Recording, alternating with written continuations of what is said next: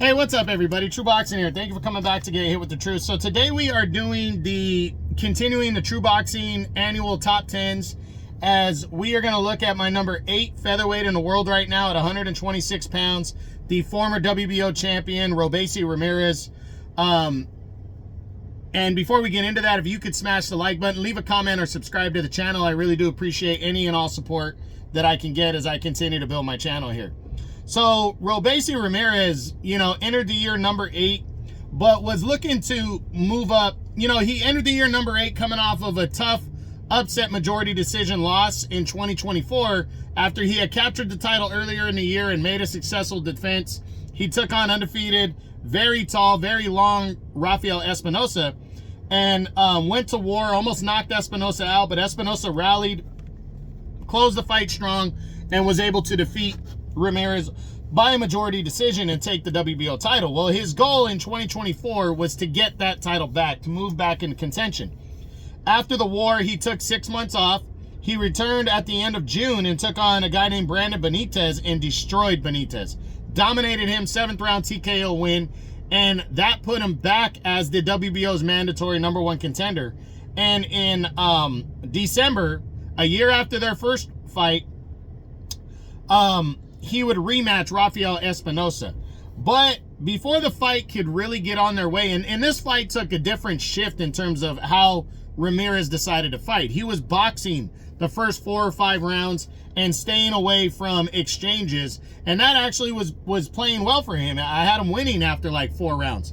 But Espinosa started to close the gap a little bit with his size and was landing shots. And then surprisingly, in the 6th round, when it seemed like, in the 5th round, the tide was starting to turn a little bit for Espinosa, but again, nothing major really seemed to happen.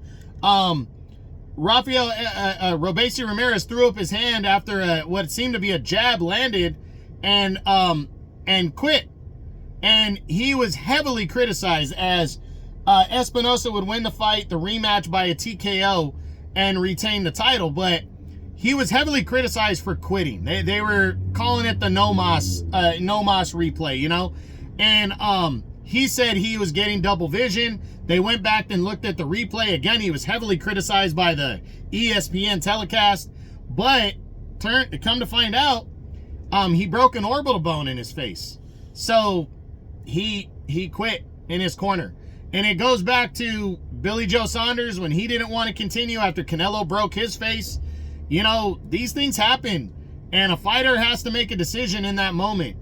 If a fighter knows that he cannot see, I'm not going to criticize him. I understand, hey, fight like a warrior, keep going strong.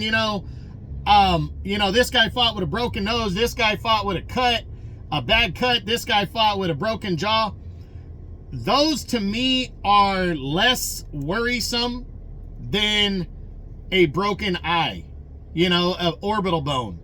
That could ruin a whole career right there. And if not, if your career is, say you retire because of it, that could affect your personal life, your vision. I think that's more serious. So I don't fault Robeisy Ramirez, especially after hearing, I said after the fight that something must be wrong for him to do something like that. He doesn't seem like the type to do that. And it didn't seem like Espinosa was doing anything special in that moment that was overwhelming him yet. So I can understand later in the fight, you're beaten, you're bloodied, you just can't take any more punishment, but it wasn't that in the fight. We weren't there. So I really do not fault Robeisy Ramirez for throwing in the towel on this fight. And hopefully he can bounce back in in the next in 2025. He's gonna have to have surgery. He's probably gonna be out, in my opinion, at least the first half of the year, and then maybe in the second half of the year he can get some kind of opportunity, which he should. He's a talented guy. He's gonna get his opportunities, but hopefully it's something major. Looking at the rankings, he dropped to number 7 in the WBO. He's number 13 in the WBC right now. He's not ranked in the WBA, and he's not ranked in the IBF either. So I think Robeisy Ramirez will make a comeback. Does he return? Does he fight at at 130 going forward. I think a lot has to be decided, but he's going to take some time off, recover from this injury, and then we'll see, hopefully, him return in the second half of 2025 and have a bounce back year. So, again, he's 14-3, 9 knockouts now, and he's 30 years old. So we'll see what he decides to do. But that's it. That's what I got. This is the True Boxing annual top 10s. And this video is on my number 8 featherweight in the world right now at 126 pounds, the former WBO Featherweight Champion of the world, Robeisy Ramirez. I hope you enjoyed the video. If you did, smash the like button, leave a comment, or subscribe to the channel. I appreciate any and all support. This is True Boxing. You've been hit with the truth.